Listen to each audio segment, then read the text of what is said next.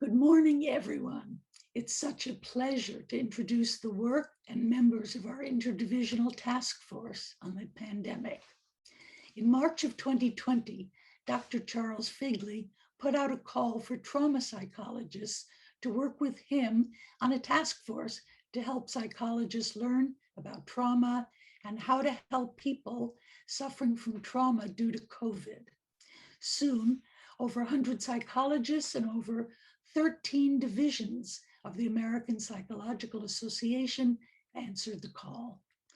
We soon formed subgroups representing specializations within our larger group, and each subgroup began to collect and disseminate resources to help those in need. Over time, we learned creative ways of collaborating, especially interdivisionally and intergenerationally. We reached many people both here and abroad. We've collected our lessons learned and hope that they help other mental health professionals face future pandemics.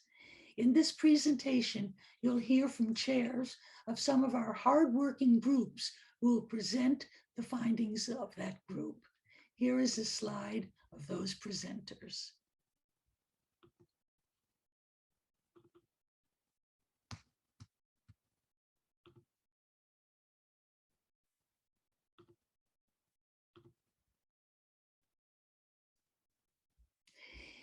Here are the presenters listed in order of the presentations.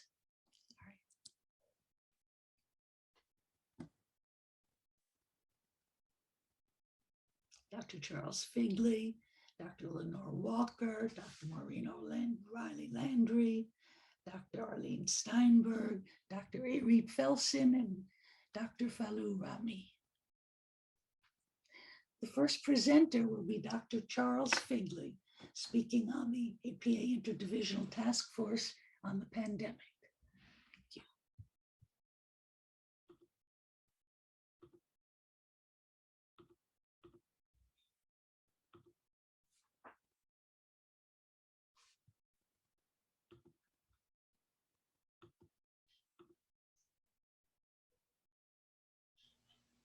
You need to unmute.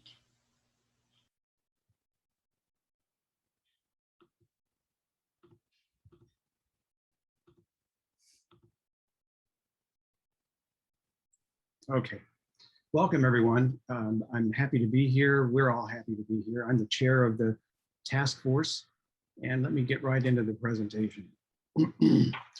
This session is chaired, of course, by Dr. Serlin, who just introduced us. She brought us all together and to provide a perspective on what we're doing collectively as psychologists who are active. And from its inception in late March of last year, APA Interdivisional Task Force on Pandemic has been operational and doing some very, very busy. By the end of summer, 14 APA divisions signed on as co-sponsors of the division, with the APA's newest division, Division 56, as the lead division. So we have some specific goals, relatively limited, but among other things, the task force has been translating what we are finding during the pandemic to post-pandemic action. Certainly, we're trying to help as many people as possible during this period of time, but we want to especially be ready afterwards. So best practices are emerging from the 10 working groups that will be noted today. One of the nice things that have come out of this is Oxford University Press wanting to publish our task force book. It's co-edited I'm co-editing with Lenore and Eileen, Lenore Walker and Eileen Serlin. We expect a contract by the end of the month and delivering the book of our work by the end of the year. We'll see how that goes. So in this particular session, I would like you to look for cultural diversity of traumatized clients, because we are touching lots and lots of different groups at different times. Best practices in treating COVID-19 challenges is what we're especially interested in, especially social isolation, dealing with anger and frustration due to changes in public health rules, social distancing, mask wearing, among other things. there's a new theories, treatments, and innovations in client management has emerged so far from our work. Also in this session, I hope that you'll be looking for issues that have come up every single Friday that we meet as a task force. This session and the book will be an interdisciplinary, cross and multidisciplinary, multi-generational, and action-oriented, just as the task force has been. This session, this book, and task force are all attempt to be integrative across generations, cultures, methodologies, and media. So hopefully you will join us, the APA Interdivisional Task Force on the Pandemic, by contacting any of us, and you see our emails there. So pause it, write it down, join the task force.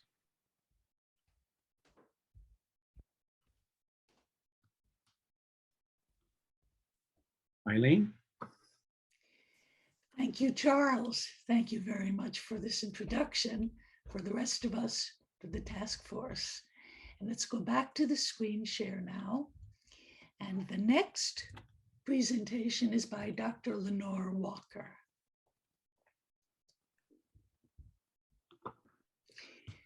So I'm going to. Okay. Hi, everybody. I'm happy to be able to talk to you about one of the early working groups that has been going strong since April of 2020, and that's the COVID IPV, or interpersonal violence group. We knew that there was going to be a rise in violence because people were being ordered to stay home, and many of them staying home with people with whom had high rising tensions and had used violence before. We had no idea that it would rise to 3 times the rate of reporting, and we had no services. Because most of the courts have shut down, most of the battered women shelters for those with interpersonal violence shut down. We had no idea what was happening to children who had been abused or to people who were being sexually abused. We did know that sexual harassment in the workplace probably was going to lower, because most people started working from home rather than working in offices. And that is exactly what happened. So right away, we had 10 people who jumped on our subgroup as soon as Dr. Figley formed them. And within the first time we all met together, a diverse group of people. Some of them were newly licensed people, some were students, some were like myself, been around for a while doing this kind of work. And we were really representing a whole bunch of different diversities of lesbian, gay, transgender, bisexual, and questioning people. We also were looking at people of different racial groups and ethnic groups. So that was very exciting, even with our small group. And as we began to grow, which we did very quickly, diversity continued to be a very important part of the work we were doing. We immediately, our younger members, not necessarily in age, but certainly in their skills in working social media, immediately formed a Facebook page, an Instagram page, a Twitter page, and other social media that I don't even know which ones were being used, so that we could disseminate the information that we were collecting as quickly as we could. As we began doing this kind of work, violence started erupting around the United States and some of it around other countries in the world because of the racial tensions that were exploding from police and other kinds of inequities. So you can see our task force was dealing with a lot right from the beginning. One of the, we tried to find different ways of disseminating in addition to the social media, as well as trying to use some traditional means. But we found a new way to try to get the information out very quickly, especially to other mental health professionals. And that was the creation of what we called roundtables. Every Thursday from 12 to 1 o'clock Eastern Daylight Time or Eastern Standard Time via Zoom. Our group would get on Zoom, so we'd see all of us in boxes. And we would then have Facebook Live discussions. And soon we would end up inviting Dr. Eileen Serlin's group, the whole person approach to psychotherapy group, and they joined on as well. And so we really began to have a plethora of different kinds of information and ways of dealing with the rising tensions, the rising amounts of violence for people to experience and for other therapists to experience. Being on Facebook Live gave us the opportunity to reach the average person who was also struggling, as we were struggling, with learning how to live with this COVID pandemic. We would do 5 to 10 minute presentations that would just stimulate discussion. Although I have to say that our group was so great that they didn't need much stimulation. And we had wonderful, we now have about 35 different roundtables that are archived, and we have a YouTube channel as well with a variety of different topics. I'm going to show you a few of them just to give you a sense of how exciting it was and the kinds of information, because we had people jumping on our Facebook page from all over the world. We had people on our Zoom call from Madrid, from Israel, from Spain, and we had a woman from Uganda who's doing the work there who jumped on as well. And we kept adding people and different people at different times. So let's take a look at some of what we've been doing. Here you can see a kind of screenshot of us as a group. Spend a lot of time talking about how to protect yourself. And one of the main ways is to leave the situation when you see it escalating. We cannot do that during COVID-19. Unfortunately, most of the battered women's shelters are not taking new people across the world. And we know at the same time, being locked into your house with an abuser has increased domestic violence incidents at least 3 times. That's what's being reported now, triple the number of people. And before that, we knew that in at least 20% of homes, and I often said it's 1 out of 2 homes, there's going to be some form of physical, sexual, and or serious psychological abuse. So what are we going to do if we can't leave safely? Well, the first thing we're going to do is we're going to pack a bag, and we're going to put some of the important papers and some of the kinds of things you might need if you end up being hurt despite everything you do, and you have to go to the hospital or seek some other legal remedies. But for the most part, we want to try to learn how to de-escalate and not let the violence increase, the abuse increase. And the best way to do that is to recognize it when it occurs. So you can see in that particular presentation, I was talking about some of the newer techniques that we were giving advice on, but after I talked, other people joined in who were on the screen to talk about some of what they were finding in their clients as well. And by the end of the hour, we were ready to go over so many times because we had so much to say.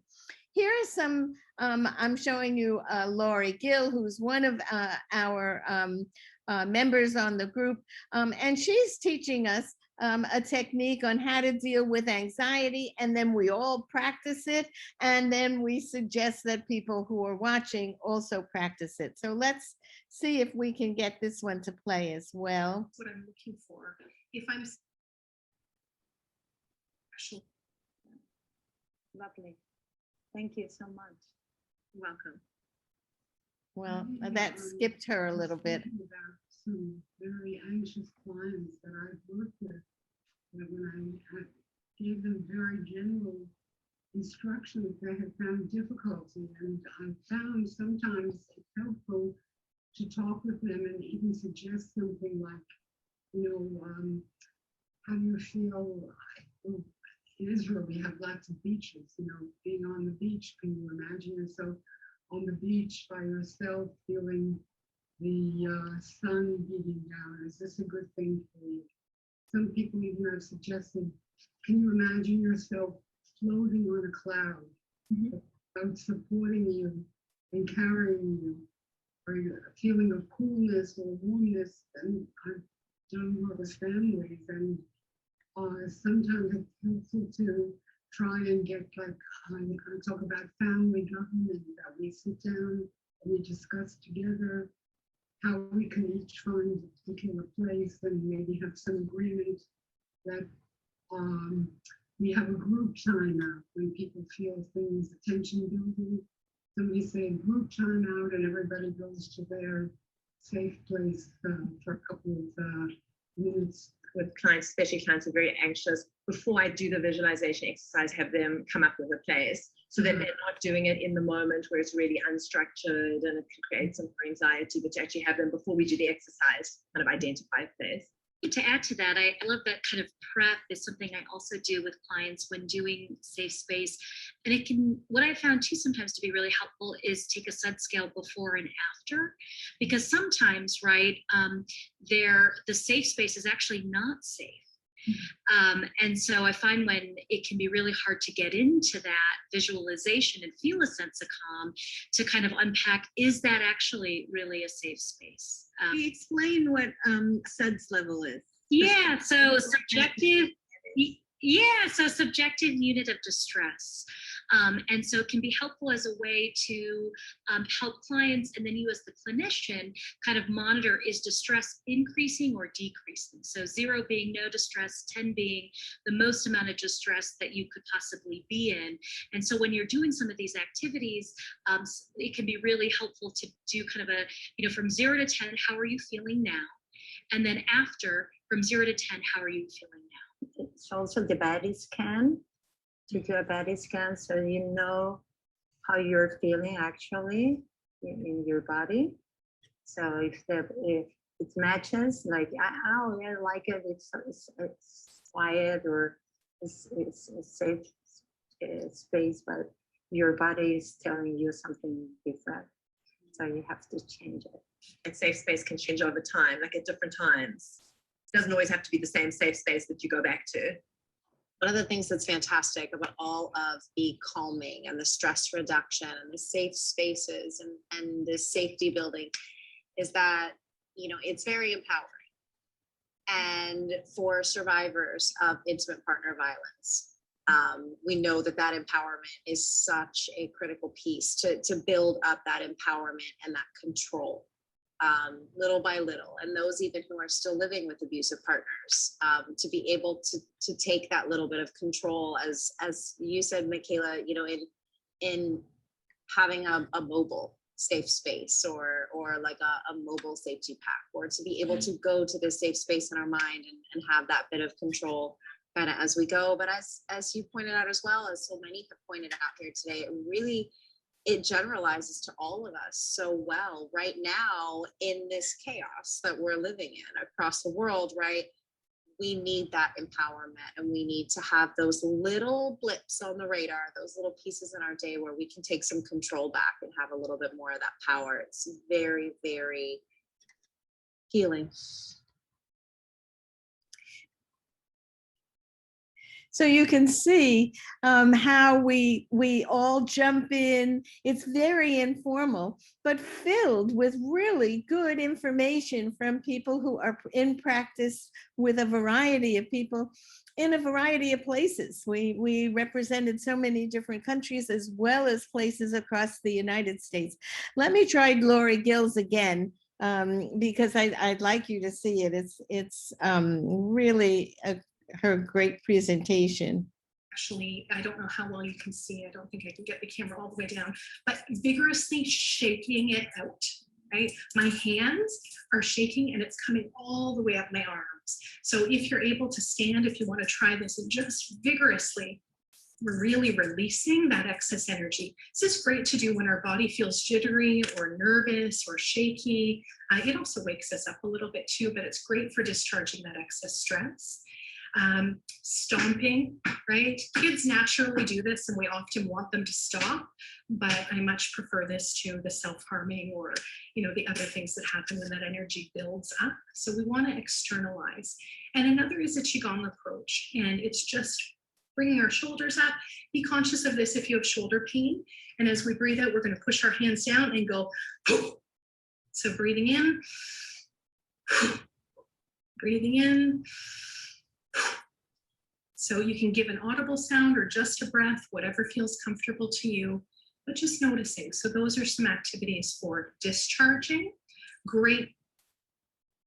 So you can see we practice as well, and we've learned through the joint work with Eileen Serlin's group that psychotherapy isn't just verbal, that there are many different creative ways that we can help people heal from trauma. And when you're working with a very multicultural and diverse group, you want to be able to use nonverbal techniques as well. And let me just see if we can do this one. And what I'm looking we'll for. talk. If I'm sitting and looping in the pain and in the fear and in everything that just happened, that's going to reinforce that affective state. So I often use a technique called name it to tame it, where we'll notice what we're feeling, right? Name it, I'm feeling really terrified, or I'm feeling really overwhelmed, or I'm feeling really hurt, right? Allow it to be there as part of the human experience, but then maybe incorporate a strategy that's going to reinforce where we want to be. So where we want to be headed. So if calm is what I'm aiming for, I'm going to gravitate towards a technique, a message, a visual, a somatic response that brings about that sense of calm. And we want to practice returning to that when the activation comes up. So I hope that you get a sense of the kind of work that we have been doing. We've also been looking at some of the apps that have been on people's cell phones, because many people have had the ability to use a cell phone, even if they don't actually have a computer. And so we've looked at some of the free apps, and we've looked at some of those that cost money, and tried to get some sense of how to use them as adjuncts to psychotherapy. The one I put up here, the PTSD coach one, has been created by the Veteran Administration's National Center for Post-Traumatic Stress Disorder, and the VA has a number of excellent apps that people can download for free, and therapists can learn them and use them to help clients in between the sessions that we work on. Oops. Here's the Calm one. This one you have to pay for. A lot of our clients like it. It's $12.99 a month right now, so that's a little pricey for some people. But for those people who want it, people do say that it works well, but together with therapists. It does not actually substitute for good therapy.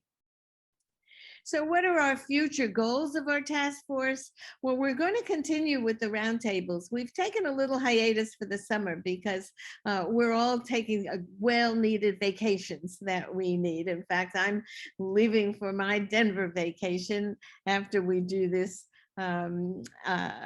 video for everybody for APA. We're downloading and categorizing these roundtable talks so that people can go to them and just click on ones that you might want to look at. Like we have some on eyes fatigue. How do we deal with that?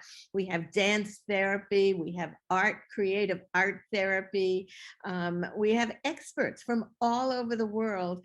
We just finished looking at virtual therapy from Skip Rizzo, who's one of the creators of the virtual therapy, reality therapy kinds of tools. And of course, we're working very hard on preparing our book chapter for Dr. Figley's pandemic psychology book that we're working on.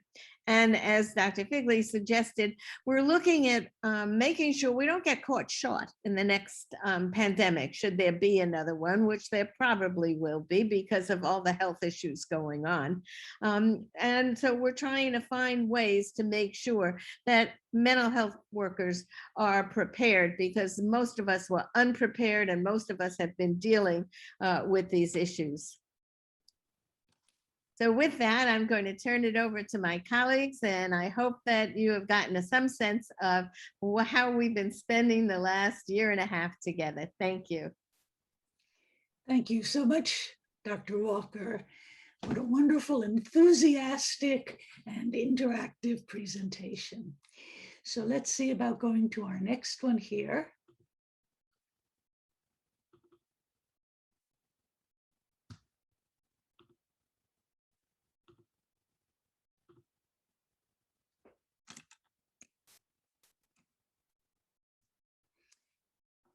And we have Dr. Maureen O'Reilly Landry, who's going to be speaking on the group called Hospital Healthcare and Addiction Workers, Patients, and Families. Let me bring her back up on the screen. Dr. Walker, Dr. O'Reilly Landry, here you are. There you are. Okay, so my remarks right now are going to be very brief because we're going to be presenting a video. Just a couple of things. One is that our name has evolved, and as we added in more populations to address, it got unwieldy. So now we are officially Medical and Addictions Working Group. And Patricia O'Gorman is my co-chair. One note is that I found out just shortly before presenting here that some of the letters that go after Adam Kleijik's name are inaccurate, so they're going to be changed. And so he wanted to be referred, he's a doctoral student at McGill, but he has a lot of military and emergency experience. So now I think we can just start because it's all in the video. Thank you so much. Let's get back here.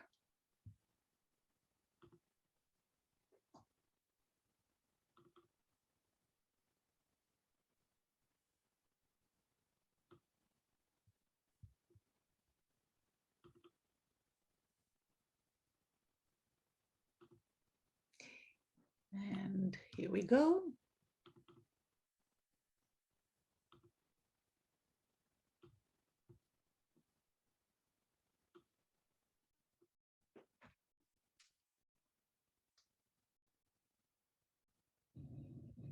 Hi, I'm really thrilled to be able to tell you about our incredible group, the Medical and Addiction Working Group of the APA Task Force on the Pandemic. Our mission is to reduce or prevent COVID-related psychological trauma and to support resilience and growth within the medical and addictions communities. We've been collecting educational and training resources and now have our own website and blog. We focused at first on the professionals in COVID hospitals, especially those in emergency rooms and intensive care units, the people rightly described as heroes. But we're also mindful of the unsung heroes, such as housekeeping and food preparers. These essential workers were putting their own and their families' lives at risk, but were often invisible to the outside world. And of course, feeling invisible can be a trauma unto itself. Then we imagined what it must be like to be a hospitalized COVID patient and to experience the double trauma of having a serious life-threatening illness compounded by forced isolation, or to be a family member unable to be with them at this important time.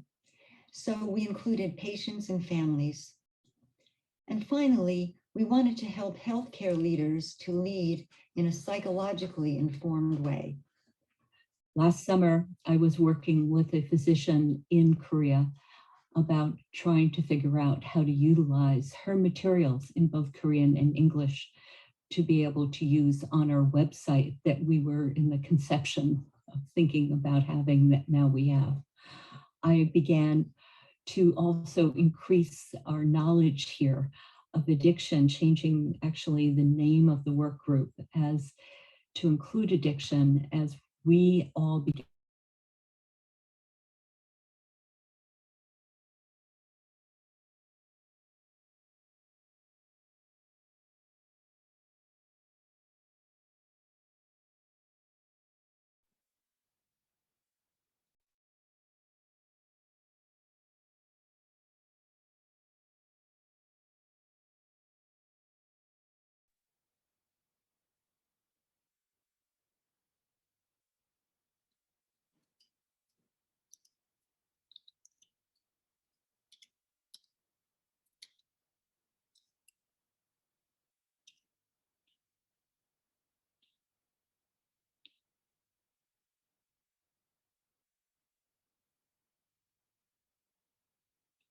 Does everybody have audio? No. Yeah, I don't have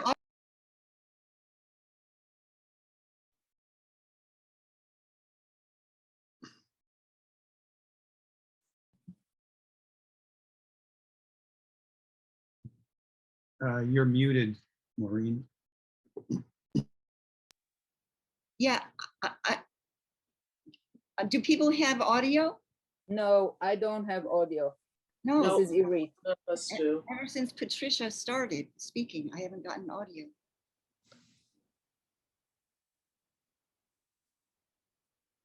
And I'm not controlling this, so I don't know what to do. This is tough. I know.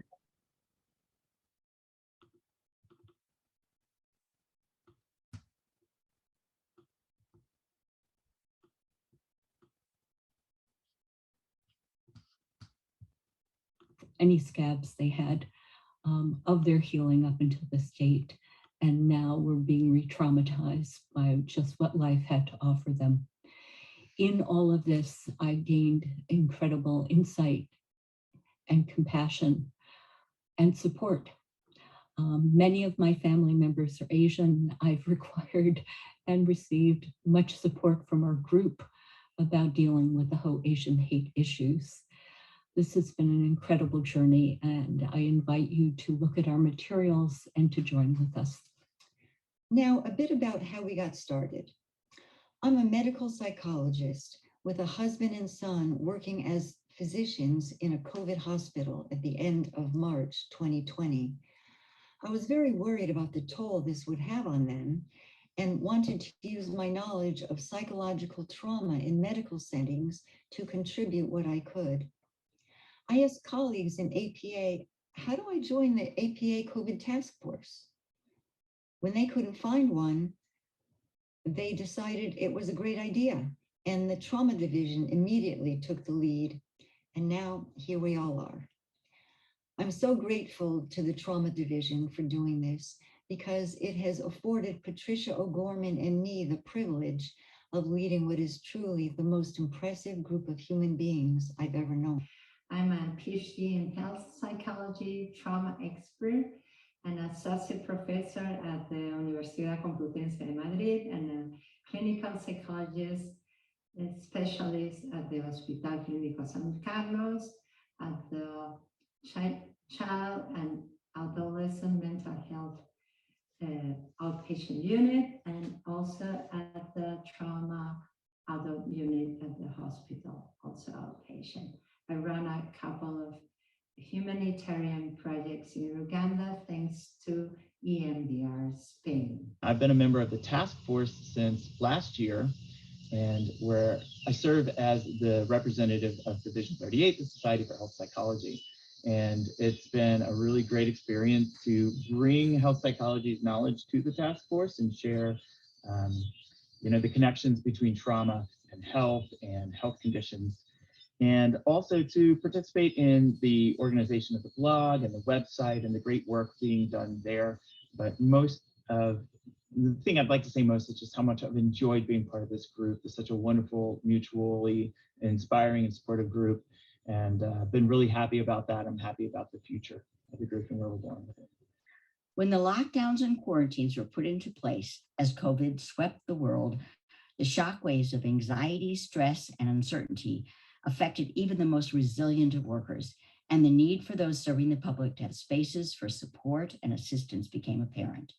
My work over the last many months has been focused on providing resources, information, and telesupport for those working in organizations that help provide healthcare and mental health services. I helped organize and provide through members of the Georgia Psychological Foundation 3-minute podcasts for the public, which are playing now on a local radio station called Mental Health Moments. We have tackled issues around coping with the pandemic and support ideas. So far, there's been 11 podcasts and more being planned. In addition, I helped develop an on-demand PowerPoint presentation for psychologists, and the leadership of GPA held multiple town halls.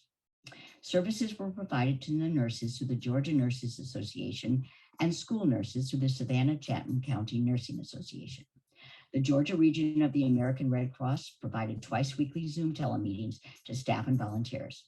We came together as psychologists do in very difficult times, and the opportunity to serve felt like a gift. I'm an IT professional, an author, and a survivor of childhood sexual abuse.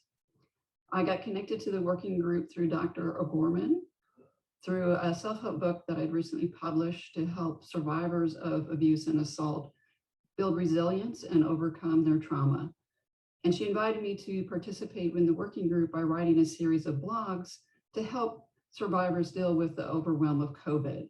So this included information on different breathing techniques, visualization techniques, learning about yoga, and engaging in expressive arts like contemplative photography. So my goal was to help everyone out there who is suffering from overwhelm, particularly survivors, be able to have techniques at their fingertips that they could use, and also techniques that they could build long-term to support them ongoing through COVID and into the new world that we're facing. I'm an expatriate Indian psychologist currently residing in Qatar, and I wear multiple hats as I navigate between my roles in private clinical practice and the corporate world of workplace mental health and well-being. Safety in aviation has often been compared with safety in healthcare, and given my background as a clinical and aviation psychologist in commercial aviation, I couldn't help but reflect on the importance of staff morale and well-being for effective healthcare operations, and the need for resources and supportive space for healthcare professionals during these challenging times. So I worked on a connect, educate, and empower approach to connect staff with peers, enhance knowledge on relevant mental health topics, and provide access to individual support as needed. The government mental health services team in Qatar were keen to engage in this initiative. So when I heard about the vision of our work group, it perfectly fit. So there started my journey as the technical glue, as I'm quite often referred to by members within the work group, to connect our work group members across different time zones and support in collating resources for our website. Recently, I facilitated support for mental health professionals in India as part of my involvement with the professional support for psychologists work group, and I was able to gain from the expertise of the medical and addictions work group members, as well as from the resources that we collated together as a work group to facilitate some of those discussions. Given the current pandemic impact in India, physicians there have reached out for support, and we as a work group are looking forward to engaging with them and connecting with them. I've been able to incorporate my experience as a special operations combat medic and the deployments which constitute my firsthand work with those in their most desperate and usually last moments. My current work in rescue and emergency medical services in rural New York allows a more nuanced and faceted perspective, augmented through this group. Not only has this group enveloped my own heart, I recently learned that a blog article by a fellow member, Dr. Robert Gordon, "Why Am I So Tired? Managing Fatigue During the COVID-19 Pandemic," was a required read and sign article at a large nursing home for all staff.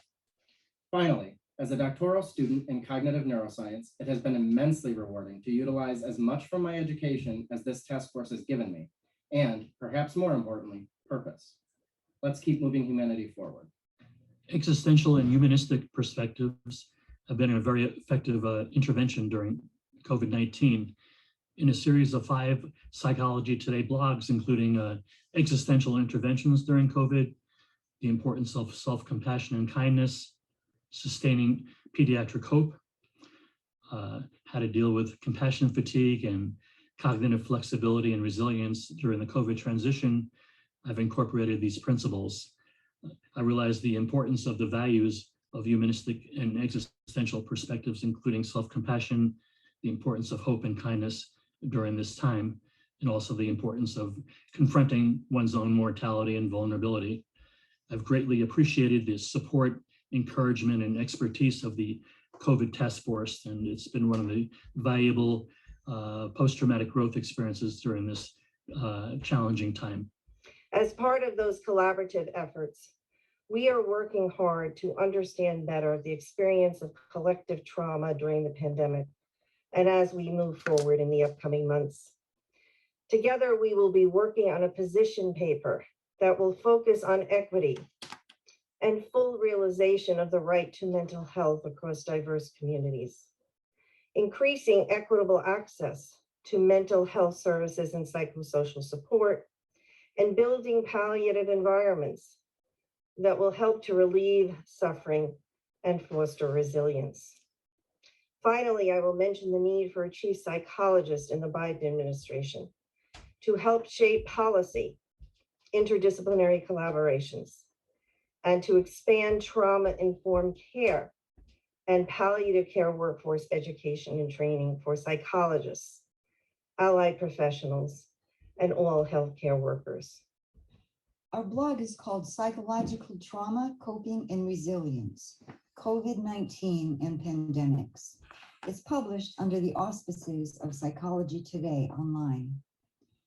The primary goal of the blog is to provide people with tools and resources to cope with and potentially grow from the many varieties of psychological trauma wrought by COVID-19 in medical and addiction settings, which also extend to patients and families. Blog posts are written by group members with an occasional guest author. Here are some posts from different points in the pandemic.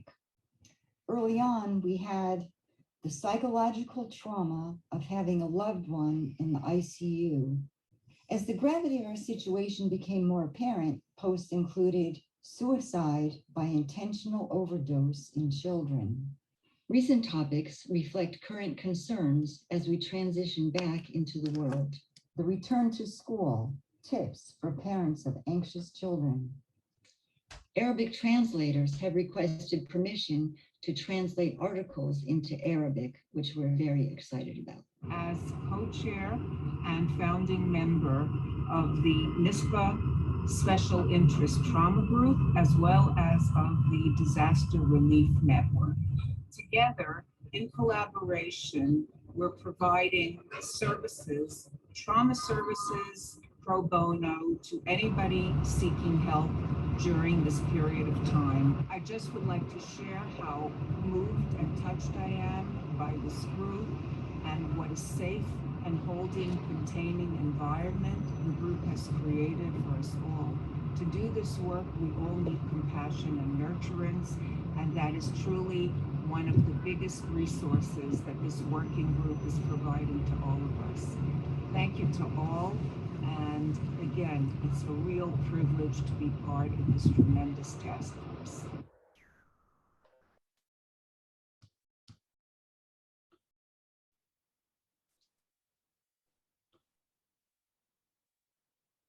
Okay, well, thank you. I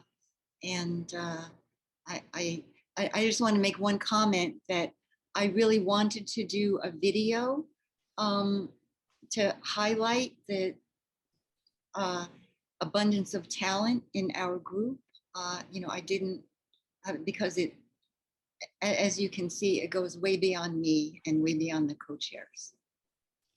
Thank you so much for a really beautiful and moving display of what's going on in your group. And now on to the next.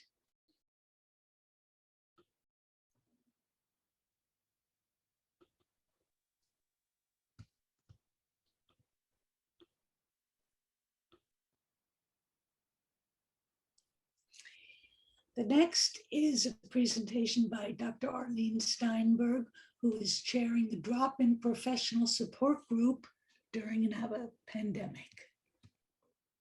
The Professional Support for Psychologists group, otherwise known as the Clinician Collaborative Work Group, was actually initially begun by Melissa Wasserman, Julian Ford, and then Judy Alpert and Eileen Serlin, Tina Narotra Balachandran, myself, and others joined.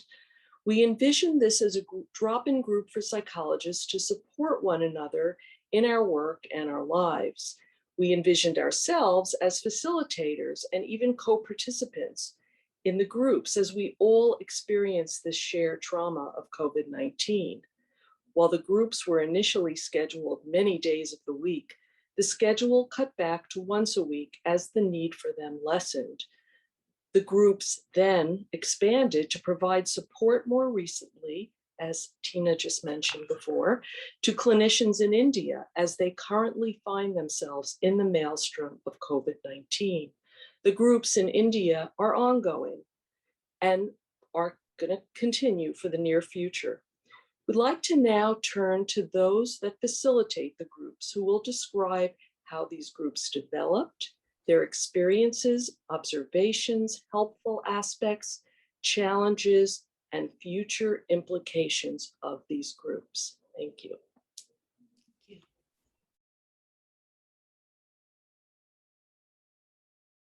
In recognition of the contributions and impact of COVID-19 on mental health providers, the APA Interdivisional COVID-19 Task Force's Professional Support for Psychologists Working Group began hosting free weekly meetings to provide an informal supportive space for mental health clinicians to join and connect during the pandemic.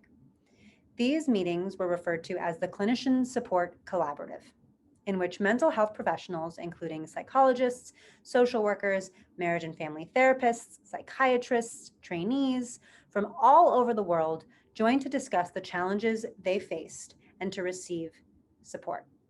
Some examples of themes discussed in the clinician support collaboratives include personal and professional isolation, work-life boundary management, challenges that arose in the context of shared traumas and shared stressors, anxiety of the unknown, the concern about the possibility of returning to in-person practice, secondary traumatic stress, compassion fatigue, and compassion satisfaction, and managing Zoom fatigue. More than 50 collaborative sessions were held since the meetings began in May of 2020, and we received positive feedback from attendees and participants. These meetings were organized via Google Meets, and guidelines, including a disclaimer, were developed in conjunction with legal support.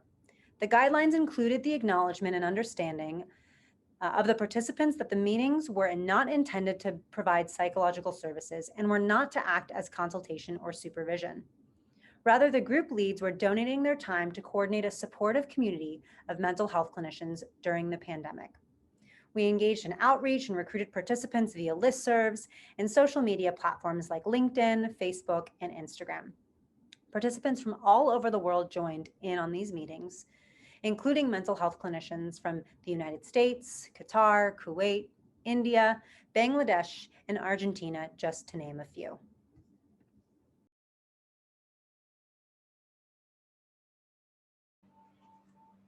The Clinician Collaborative provided an opportunity for fellow mental health professionals who joined us to share their thoughts, feelings, and emotions They were all dealing with normal reactions to an abnormal time and situation, and the group provided a space for normalizing without minimizing their experience.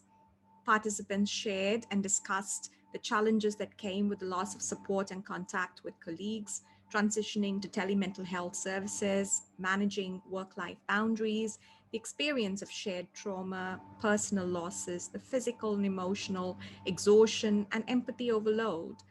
And we often reflected on maintaining therapeutic boundaries among various other themes. It was humbling to witness mental health professionals from different walks of life come together with an openness to provide resources and learn from each other. The sharing of knowledge and experience also helped in mitigating some of those feelings of isolation, and it helped foster a feeling of camaraderie as we adapted to the new normal of both personal and professional life.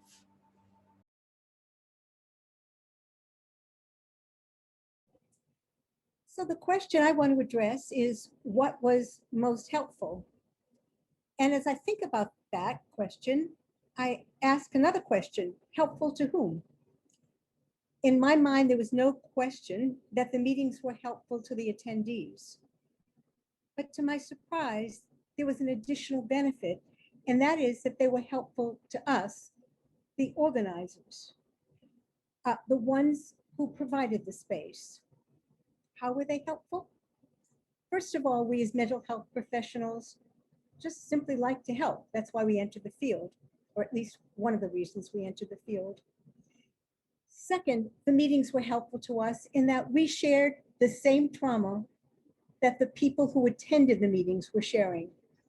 Those who attended our meetings were dealing with the very same issues that we were. We shared their trauma, we shared their fear, we shared their loneliness, we shared their burden of caring, their concern around work-life boundaries, and we, as they, were overwhelmed.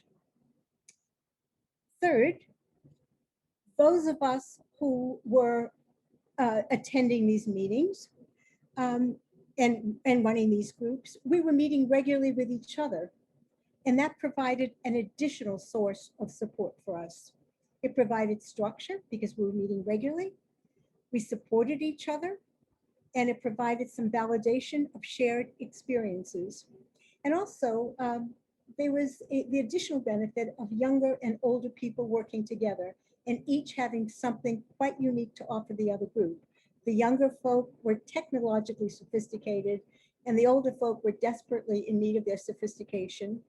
And the older professionals had more experience in terms of trauma and working. And so we could offer some degree of wisdom, although the young folk were clearly quite wise in these areas as well. So the point that I want to make is that the people who attended our groups felt, I believe, helped by the group meetings, but we felt helped by the group meetings as well. And we felt helped by meeting with each other.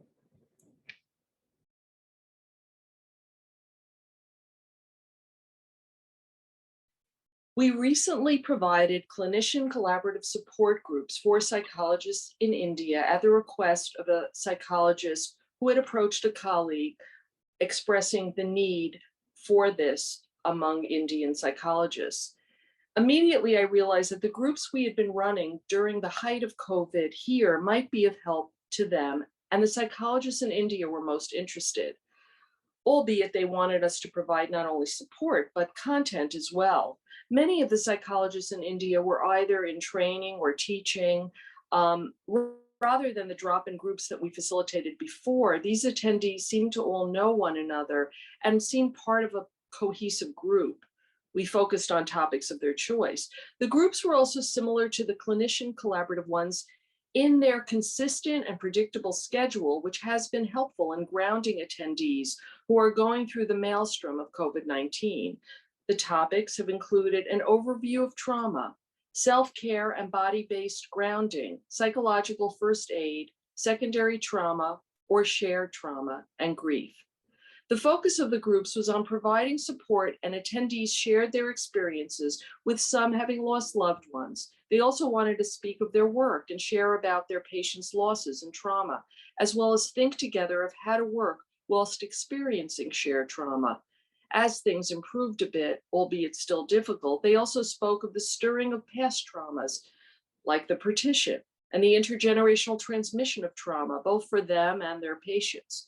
The groups were also moving for the facilitators as well, who, while things have improved where they are, their own experiences from a year back were readily stirred. The group's holding function has been helpful. Attendees have asked for the groups to continue, and they are ongoing. Indeed, this model for psychologists providing support seems most helpful during a pandemic, perhaps may even be helpful during other times of communal trauma. Thank you.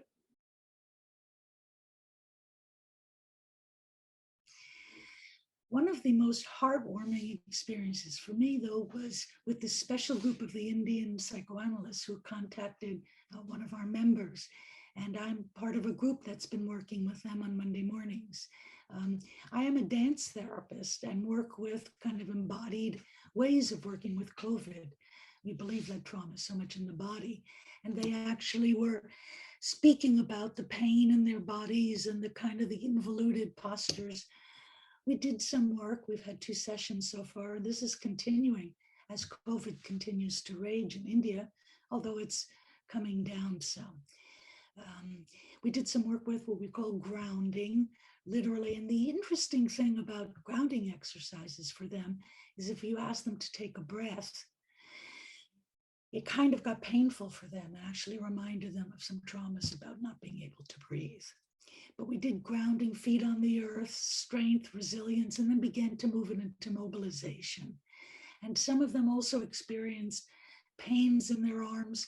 They hadn't moved their bodies in a long time, but actually felt good. And then we put on some music. I had some Indian music, and we got up and actually danced. There was some smiles. So that, in terms of bringing some life back, seemed effective. And I look forward to continuing this work with them.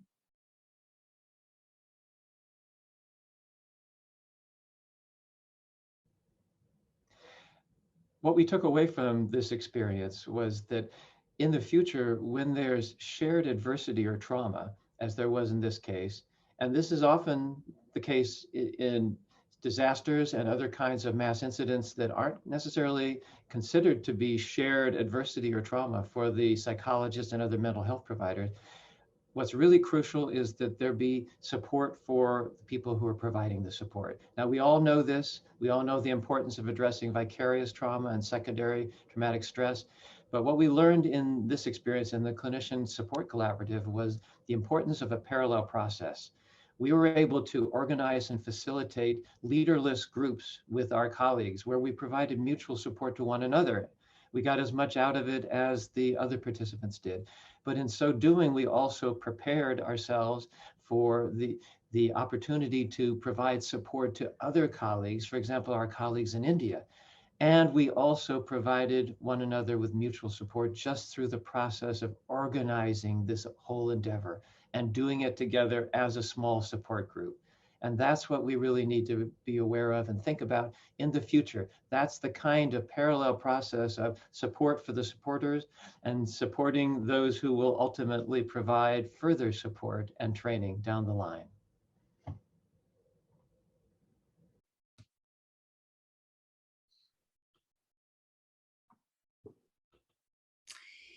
And our next presenters, Reed Felsen, Dr. Reed Felsen, and Dr. Jenny Frumer will present their work now.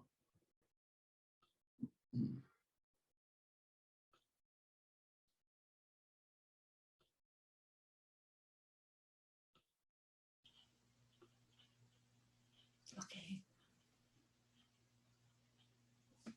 Unmute. Hello, everybody. It's wonderful to be together at this point, a year and a half after we all came together. So my friend and colleague, Dr. Jenny Fulmer, who is the retired CEO of a very large human service agency in Florida and is now a leadership development and organizational management consultant, and the director of the Now Initiative for Holocaust Survivors at the Morse Live Health System. Jenny and I am a clinical psychologist. I'm the co-chair of the NGO on of the trauma working group in the NGO on mental health in consultative relationship to the United Nations. I'm in private practice with a focus on trauma and intergenerational transmission of trauma, and I'm an adjunct professor at Columbia University. We will we decided to conduct an interview with each other to touch upon the main issues that our group sees as its mission and as its goal. So please, Jenny. Yes, so thank you so much, my friend and colleague, Dr. Felsen. Irit, you invited me to join this work group, and it's focused on older adults and their caregivers during the pandemic. I wonder if you would give an overview of how this group got started and what you were thinking. So I think that it's really important for all of us. You know, I think we are in a field in which self-reflection and process are as important as what we do with our clients. And therefore, it's very interesting to notice the way that this group came to be, because when Dr. Figley called us all to join him, we created in the initial meetings a lot of working groups that were dedicated to various populations, which various people thought might have particular vulnerabilities to negative mental health effects of the pandemic. And we did create a significant number of working groups. And when we were done that process, we noticed that we forgot to create a group about the older adults. And that was a particularly sort of odd fact for us to notice, because at the time in March of 2020, the most, I think, publicly advertised vulnerability was that of the older adults. And at the time, the CDC data was showing that they were dying, people over the age of 65 were dying disproportionately more and suffering from more complicated COVID. And I think this was also, it meant that social distancing and all of the negative effects of that, isolation, feelings of loneliness, were much more significant among those of us older than 60. And yet, even though many of us were older than 60 in that group, that initially was creating the working groups, we did not remember to do so. So it was very important for me to try to create this group and raise the visibility of the unique challenges and unique needs of what we now refer to in our group as vibrant older adults who are still very active, working, jogging, doing all those things, dressed fashionably, who all of a sudden were bunched together with the so-called older adults into a category that supposedly is one, but is really so varied. Yeah, and I think that sort of heterogeneous group and how we lump cohorts together of people who are over chronologically the age of 65 sometimes really hits home with ageism. So thank you for that. The research that you did is really relevant. You were doing some research during the pandemic around older adults. Would you briefly give us an overview? So what in our group, the way it worked was that each of us was doing different things related to older adults during that time. So I will just throw in there, Jenny, that together and separately, we did a lot of webinars for older adults. My special interest, as I said, was on is on intergenerational transmission of trauma, and so is yours to a great extent. And each of us did webinars for various organizations. Some of them, many of them organizations of children of Holocaust survivors. And it became very clear to me that children of Holocaust survivors were having their own reactions to the pandemic, very much related and colored by their intergenerational trauma.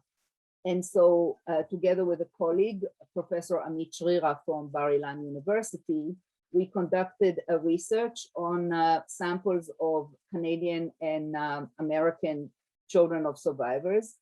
And what we found, which was very consistent with previous findings about other types of stressors and life-threatening situations, what we found was that there is a difference in the way that people with intergenerational trauma respond to new, novel challenges and traumatic or stressful situations, such as COVID.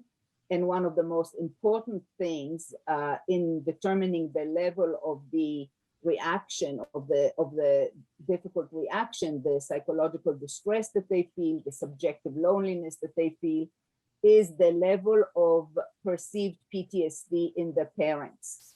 So how, to the extent that the parents are perceived as having continued to suffer from significant levels of symptoms, the reaction in the children to COVID and to a lot, especially to the circumstances that accompanied COVID, the social, cultural, political upheaval that carried a lot of associations to the Holocaust, the broken glass in the streets, police brutality, mobs, the potential of mob behavior, the incredible rise in gun sales. As someone put it, one of the participants, we know how neighbors become murderers. The prospect of potential shortages, all of those things were extremely associative and raised a lot of concerns. And the level of symptoms and concerns was different between those with parents who had PTSD according to their perceptions and those who did not, as well as others, of course, not related to the Holocaust. So we feel that these are very important findings because they speak not only to the situation with children of Holocaust survivors, they tell us something about intergenerational transmission of trauma also in other groups, because research about the children of Holocaust survivors has informed research in other groups, many other trauma exposed groups, like Cambodian survivors of the Khmer Rouge and very many other groups. And so this is important because we are now living in a world in which refugees and immigrants and people who have themselves or their parents been exposed recently to trauma are many. Yeah. Well, thank you. It is really very relevant. And I think you had a couple of questions for me too. Yes. So being the past CEO of a large human service agency and being involved in that kind of a health system at this point, I think it would be really interesting if you could share with us your perspective about what you saw within that context of a large health system that is providing services at different levels to so many people. What did you see with your clients? What did you see with the people providing the services, with the staff? If you could speak to that. Certainly. Morse Life Health System is a really large health system in Palm Beach County, offering campus housing, if you will, assisted living, rehabilitation. There's also affordable assisted living and independent living. And in the community-based services, things like a PACE program, home care, medication management, pretty much all of the spectrum of services that an older adult may need, as well as caregivers. The biggest challenge, probably serving 3,000 people a day, is that even for those who were both on campus, in housing, sometimes paying large amounts of money, if you can imagine, for independent living in wonderful surroundings, and also those in the community, probably their biggest concern for older adults was that our lives are being erased, is sort of that sobering component or that sobering comment that came across on a regular basis. So during this collective pandemic, older adults, as you had suggested, really felt like they were being targeted personally by the media, by people who were sort of trying to stay away from them. And that just really exacerbated the them, they, and us kind of component. Many felt like they were being treated like lepers. You know, people didn't want to really come visit them. And of course, the flip side of that is many people stayed away because we didn't want to infect them. But that isn't necessarily how they experienced the situation. Those in home-based settings were not able to get services initially. The challenge of making sure that they had food, medications, other kinds of services. People went without showering or bathing for a couple of weeks because there was such a, extreme lockdown initially until we sort of all regrouped and could figure out, other than food and absolute essentials, how to provide services. And for clients who are dementia, older adults who are experiencing dementia, we know that they are so dependent on facial cues, and all they saw were, sort of eyes and goggles. And we saw tremendous exacerbated kinds of behaviors, tremendous withdrawal from those who were suffering with memory issues and dementia. Even amongst ourselves, we really missed smiles. So we had to learn those micro kind of facial expressions of the eyes crinkling if someone was smiling behind a mask. And those who were in congregate living really felt like prisoners. They would sort of tell me they would open their door and kind of look out, but literally they were imprisoned in their efficiencies. So food was delivered by people in what they called hazmat suits, leaving trays outside doors, knocking on doors, 24/7, they were alone. Campus security totally locked down. Families were calling panicked. It was really a very sort of chronically critical time that had some overtones of acute despair.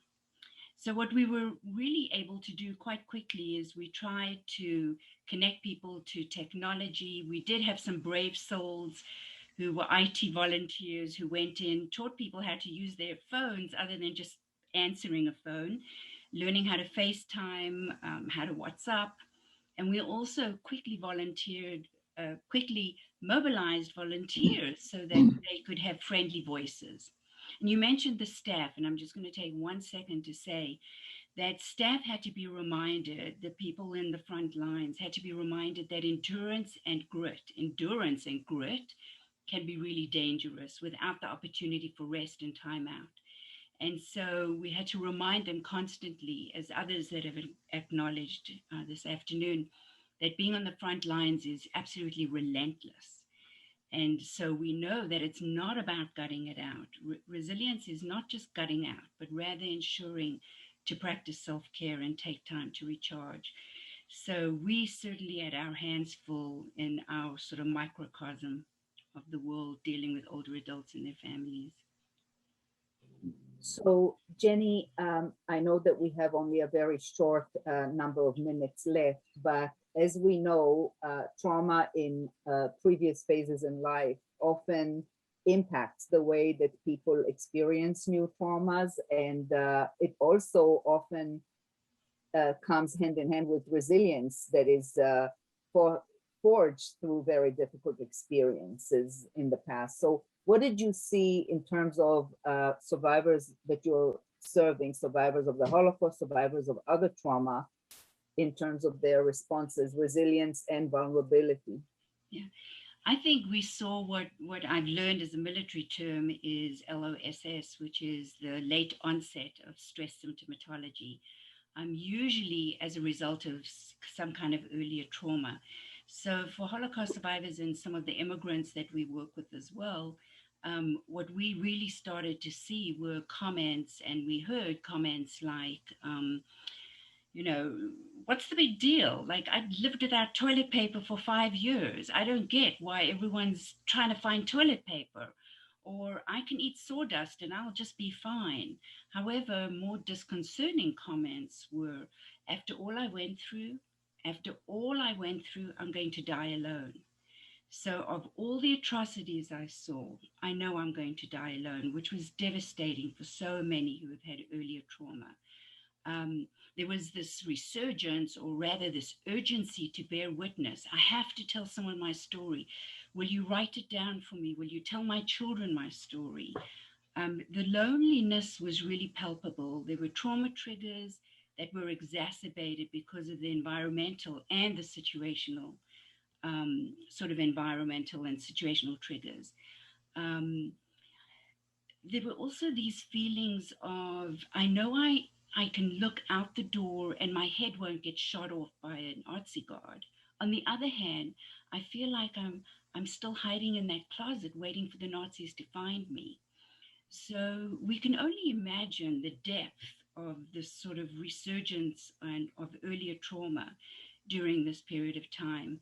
And one response, and it didn't really fill the gap, was to make regular calls to survivors just to let them know they were not alive, that they are alive and that they are not alone. So it's not possible to go into greater detail right now, but I think we will continue to learn a lot about the lessons of the impact on older adults, those who have experienced earlier trauma in their lives. Thank you for that. So I know, and I'm getting a message from our colleague, Dr. Serlin, that we are almost up our time. And I'll just want to add that one of the things that we've seen from the study we just completed, and as you said, Jenny, the issue of the loneliness and how important it is to find ways to prepare in the future so that all kinds of older adults in this immense span that now covers this category, from very young older adults who are still active, as I said, and very engaged, but couldn't remain active in the same way that we did things before, and those that you are working with. Loneliness became a very big issue for many, subjective loneliness, and we are going to run another study. We just got the approval of running another study that will help us identify how to help people should there be another situation requiring social distancing, how to encourage and enhance what we call soloism, or what others call positive solitude, how to combat the sense of loneliness with developing their capacity to have that experience of positive solitude, of choosing to find ways to make the time alone be enjoyable or growth promoting, and how to put in place things individually and socially that will allow us all to continue to remain active and to contribute our expert knowledge in a time when we can't do it the way we can do it when things are all well. So we wanted to also say a few words about our other participants in the group, but as we're running out of time, I will just mention that we're very fortunate to have a very senior member who's in her early 80s and is amazingly vibrant, Dr. Safir. And we have a very young member, Dr. Lauren Williams, who just had her baby. And it's a very important aspect of our group to have that range of ages, that range of contributions, and to encourage people of all ages to direct their attention to older adults. Thank you very much. Thank you, Jenny, and thank you everybody else. And I would just like to also mention that Mary Beth Morrissey, who we heard from early in one of the other videos, is part of our group and is incredibly accomplished as a psychologist and attorney in health law and healthcare. And also Tracy Farber, who hails from South Africa formerly, as I do, and she's a psychologist and has done a lot of work on child survivors, those who were children during the Holocaust. Thank you.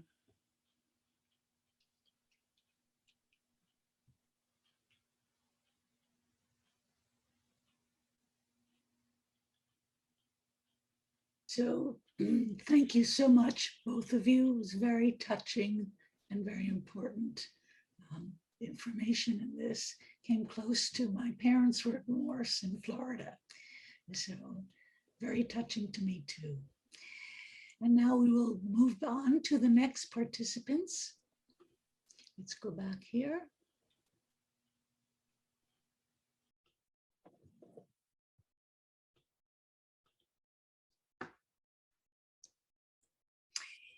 And we have Dr. Falou Rami, who's going to be speaking on her group called Refugee and Immigrant Concerns Working Group. Thank you, Falou. Here we are. Let me get you on the screen here. Good.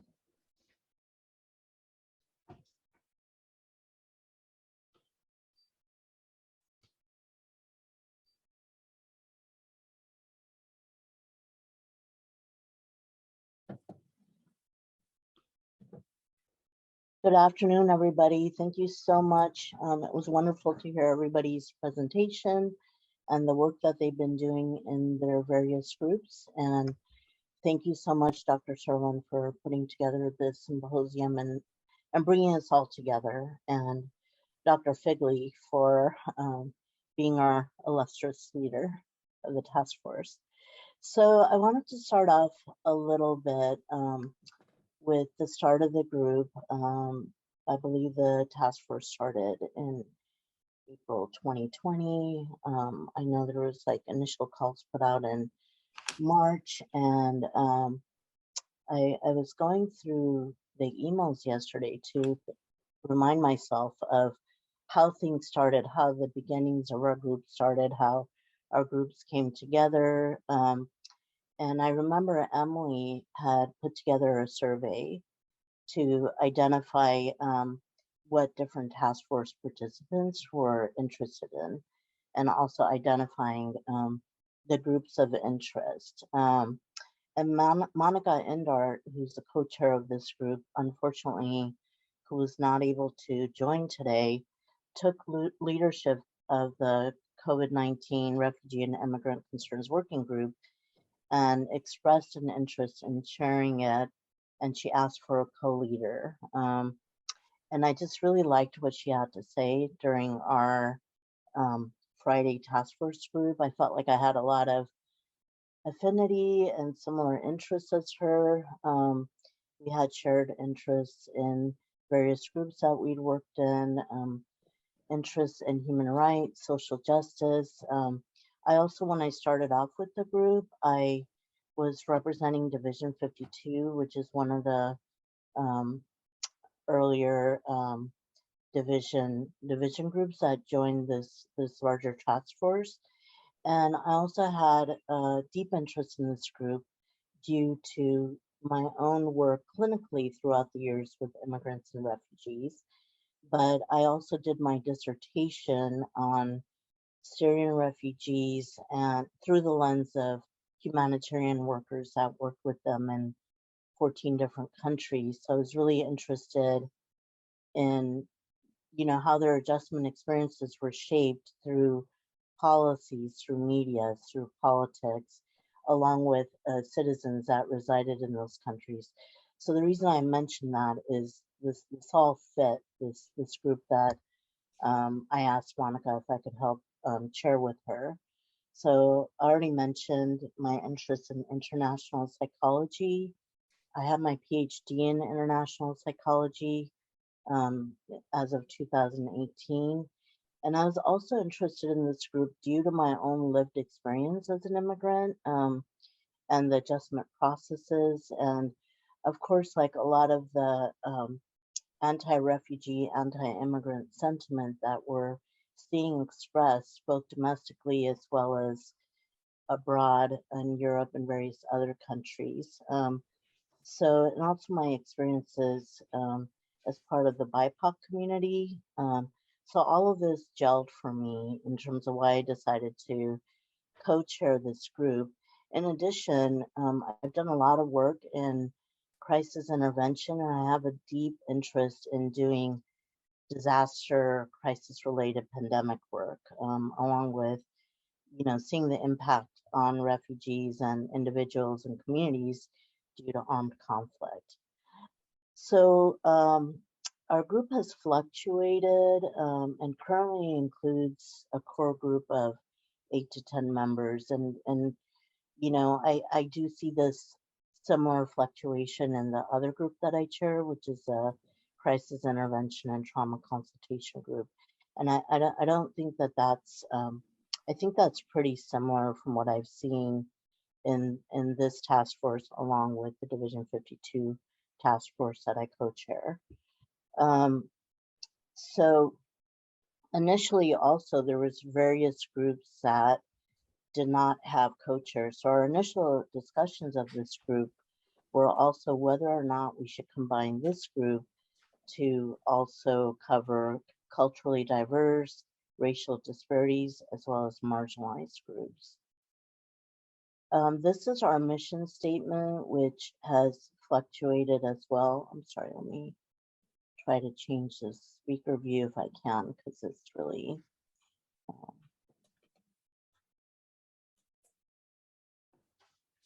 it's throwing me off here.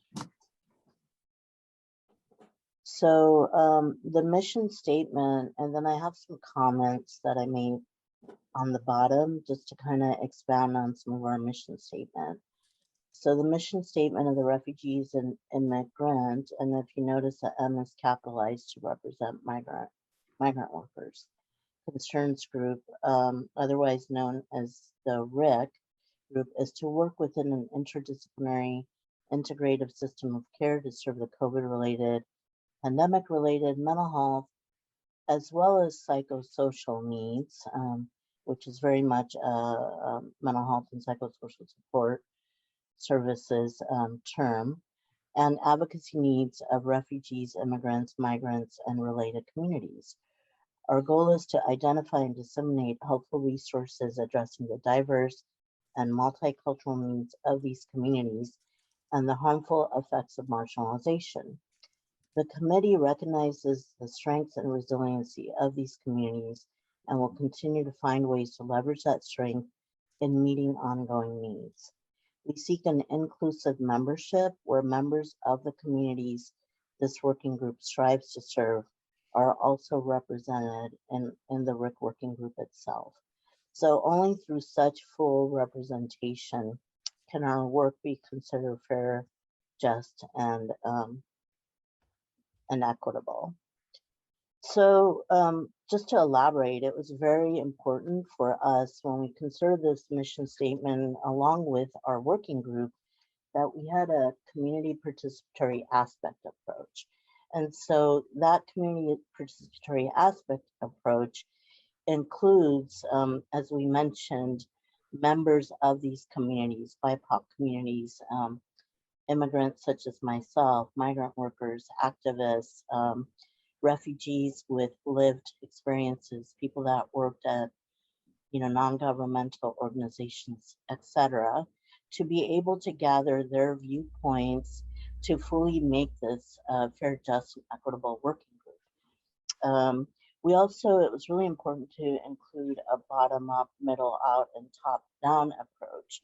So what do I mean by that? Bottom-up approach is like a grassroots approach that includes activists, such as what was done in the Interdivisional Immigrant Codepar working group that I'm also a part of, where we as psychologists interviewed activists to find out what have they found to be helpful and incorporating their viewpoints to see how we can help them instead of coming from a top-down approach, a policy approach, a systems approach that's very Western driven, that tends to say, okay, this is how it's done because it's evidence-based versus this is what this particular context in the community needs.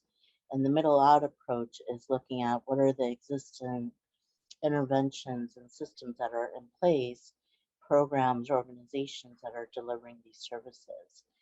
In addition, as it's already mentioned in our mission statement, it's very important to include resilience and strength, because oftentimes there's a tendency, I'm not saying that it exists in this working group, but there's a tendency to look at particular vulnerable and marginalized group as weak or impacted by trauma, without recognizing the various strengths and resilience that they already have to be able to go through these journeys. And so it's really important to recognize that when we think about coming up with policies and interventions and approaches. And it's also important to look at the role of systemic issues, such as policies and how are resources delivered, how are disparities displayed within these groups and communities. And also, when we talk about fair, just, and equitable, I think it's really important to look at the and be aware of power and privilege and how they influence intervention, services, policies, etc. And I could say from my own perspective, even though I'm an immigrant, I'm of the BIPOC community, I still have power and privilege. I still have access to a lot more resources than others that may be marginalized within that community. I have a higher socioeconomic background. I have a higher educational status, and with that comes power and privilege, which is going to influence my own biases and assumptions. And I think and I use myself as an example, but I think it's important for everybody within this group or working with these communities to be aware of their own biases and assumptions. So we started off the group. Sorry, I'm getting kind of thrown off by the chat. So, it was, we had to have a lot of conversations in this group because there were so many different interests. So we started off with the identification of member interests for the group and which groups. So that in itself was a pretty loaded conversation. And once again, I bring up the biases and assumptions that we all have when working with these communities, because what comes up is the issue of which groups are more deserving versus others. So when I say that, our name changed to immigrants because migrant workers within this group, there was a heated discussion whether or not to include them because of the term migrant. But if we look at domestically what's going on and globally, migrant workers are some of the most vulnerable groups in the United States as well as globally. So that's why we changed our group name to include migrants. And then IDPs, internally displaced persons.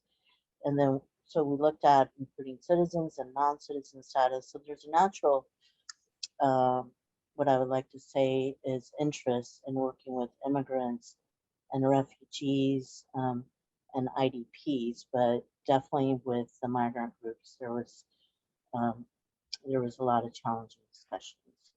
And I already talked how those conversations included being aware of our own biases as psychologists, and not only as psychologists, but what are our biases in terms of working with people that have lived experiences or may not have a mental health background, because it's important to include those perspectives when we're thinking about interventions and policies. And therefore, the interdisciplinary, transdisciplinary approach is very important. So the audience that we initially identified for these resources included non-governmental organizations, universities, nonprofits, etc.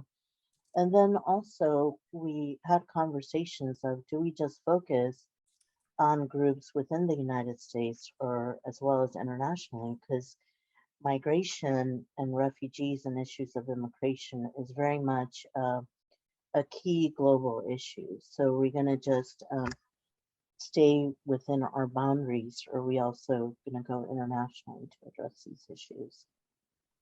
We discussed the concept of mapping, so and how to work with refugees.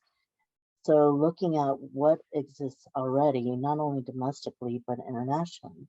What are the gaps domestically and globally? Who's doing what and where? So as you can see, this quickly became quite unruly when we started thinking about what we wanted to zero in on.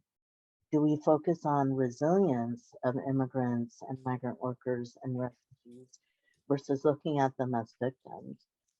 We also talked about mapping mental health services around the world. As we know, there's significant disparities both in accessing health resources as well as mental health resources that already exist domestically and internationally, but they've significantly gotten worse when we think about policies and political attitudes that exist domestically and internationally towards these groups, and increased vulnerabilities due to COVID-19. So other topics that came up is how can refugees seriously socially distance when they're living in camps and tents? What about the fact that many of them were getting detained simply for the fact that they crossed the border illegally, for example, and now they're detained, so their actions are criminalized, and they're now at more significant risk of contracting COVID-19 because of the conditions. What's the cultural assignment that's placed on social distancing? What's the resources and barriers? Mental health and health disparities. And we also talked, and then the lack of access to PPE that increase vulnerability for these groups. We talked about leveraging activists and NGOs that are already doing the work, as I had already mentioned. And then some of the resources that we have in our Google folders, webinars, pertinent reports that were really important for us to be familiar with and read, along with articles. So I already talked about our own biases and assumptions, as well as social political views to consider when we're working with these groups. And we were actively seeking greater representation within the group that represents interdisciplinary foci along with international foci. So we actively reached out to activists that may perhaps be interested in presenting to our group. We're looking next month on including activists and people that work with NGOs that have lived experiences. We also, Monica did a great job of including a lot of her graduate students and students in general that are interested in this group, practitioners, academia, researchers, and those along with attorneys. And reaching out to members that worked in international settings so we can also have their voices represented in our group. So we're continuing efforts to engage in the community participatory approach and seeking representation from BIPOC communities and those with lived experiences. I don't know if I'm out of time. Sorry, I'm having a hard time. Oh. Should I wrap it up, Eileen? I'm sorry. Yes, Falu. Yes. Okay, sorry, I just realized the time. So that's it in a nutshell. I do have more, but I know that we're limited on time. I apologize for all the time, and thank you for including this symposium. Just wonderful. Thank you so much. Yes, Falu. It was actually just 15 minutes. Okay. Let me just see if there's one more slide to share. And No, we're actually finished with our PowerPoints. So this has been marvelous. And I wrote in the chat, since our time is off, those who can stay maybe 10 more minutes, 5 to 10, just for a little wrap-up conversation among all of us. I'm going to put us in the gallery view. Here we all are. And those who can stay, I don't see all of us here. Yes, Maureen had to leave. So I just want to say, first of all, very personally, that this was one of the best things to come out of COVID for me, is working with all of you. And it's really restored, what can I say, restored my faith in mental health practitioners, such wonderful human beings, and working day and night really on these panels, not just to pull them together, but throughout the year. So much work has been going on. You know, we can just show clips of it, but this represents an enormous amount of work, everybody on this panel. So thank you very, very much. And just any final comments, wrap up thoughts?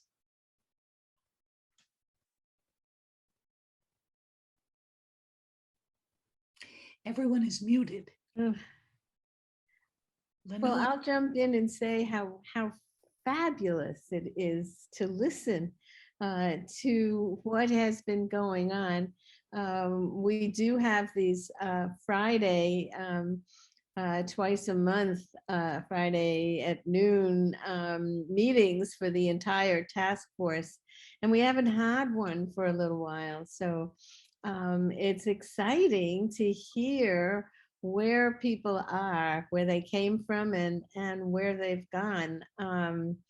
I've learned so much, which makes me excited because I have to be one of the co-editors of chapters on the book, and it's going to really be helpful.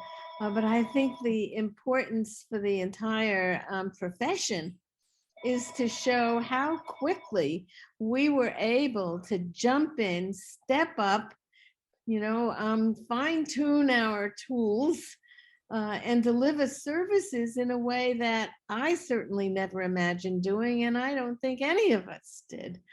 And we held each other's hands as we did it, because it wasn't easy, especially for those of us who are a little bit older. So I just want to tell my colleagues how much I loved you all. And for me too, one of the best things that happened out of the whole pandemic was developing this support system that we've been for each other. Yeah, I'll just jump in and essentially echo what's already been said. For those who haven't been part of our task force and are watching what we have done for the first time, I'm hoping that you'll get motivated. We still can use your help. We're not finished yet. We're actually anticipating working for several more years in this particular area, as long as we're needed. So again, thank you all for doing this, especially Eileen. Thanks so much for pulling it all together and helping us all. Thank you so much. More, I mean, please speak up if anyone else wants to talk, but I just want to make sure that I direct it to Eileen. Someday I'll get my voice back. And I really sound like. Yes, I want to echo what Lenore said just before we move on. I think one of the real pleasures was how spontaneous this was. No one assigned us. We're not getting credit for it. It doesn't go on our CVs necessarily. We're all past the point where we care what's on our CVs. It was really an act of love, I think, for everybody in this group. And I just so appreciate that. I just wanted to say that this very session shows the courage, Eileen. I mean, you were so anxious in the beginning, and we all know how it felt from different things we've done through this time, which we never have done before. And look how well you took it on, what courage and what daring, and how now you know how to do it. Thank you. And now she's running some of the COVID IPV groups too. Since some of our younger people have gone on to internships and other things that they can't, the students their days are just so filled that they can't do them anymore. No, I think it's remarkable how we see in the just those of us who are on gallery view right now, how each of us stretched into ways that we had to, and we did. Exactly. I just wanted to say that the Chinese, you guys all know probably, the Chinese symbol for crisis is danger and opportunity. And people change through crises. And, you know, just our own experience and obviously working with others. And there's like no division of like, you know, it's shared. We're all in this, we're evolving and we're continuing to evolve. And, you know, thanks to all of you. I mean, just sort of the group that we formed really, I know personally really helped me get through what was not the easiest year. I had a father who died of COVID in the middle of the year. I had a child whose wedding is about to be rescheduled because of COVID. You know, the life things that we've all personally, and each one of us have had different challenges that we're still going through. You know, as we do the work and also watch, you know, listening to this panel, I knew so much was going on, but you know, as Lenore said, I just felt like I learned through listening to all of you talk about the incredible work that's been going on. So, you know, I feel very privileged to have been part of this. And I want to thank Charles Figley for being our inspiration, our guru, our guide, and keeping us together. Absolutely. Absolutely.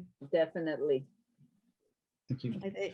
I think it's important to stress that, yes, the seniors, of which we're some of us, many of us, I won't talk for anybody else, are in that category.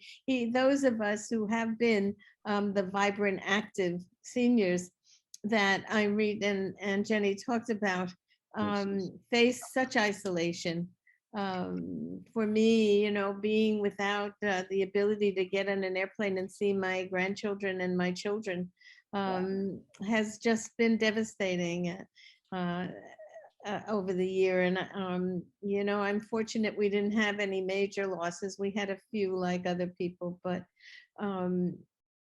it's just been so important to develop different support systems as we move through life. And this has been a really important lesson for all of us, I think. Yeah. Exactly. I was going to say this feels a bit, I hesitate to use the word, but a bit of a family. Mm-hmm. We know each other. We've been with each other through the personal and professional incidents all year. True. So, and thank you, Jenny, for joining us. We've heard a lot about you. Finally glad to meet you. And Jenny, you're in my backyard in Palm Beach. I'm in Fort Lauderdale. So we need to find a way to keep our communication. I think you're muted, Jenny. Jenny, muted? I'm unmuted. Now you are. It's okay. I was saying, I think that's great, Lenore. We should definitely, once we really launch and emerge. Well, if you talk to our governor, we're launched. Once we're comfortable fully launching. I agree. I couldn't help be a little political. Well, thank you so much, everyone. I hope that we'll do a little bit of editing. We'll reinsert the videos and take out some of the pause moments, but I think generally we have really most of what we need here. So Great. It's posted. Yeah. I think it's great. Just great. Wonderful. And I remembered to press record. So enjoy your vacations, Lenore. Anyone else who's about Thank to off, you. Thank well you. deserved. Take care. Great. Bye. Thank you. Bye-bye.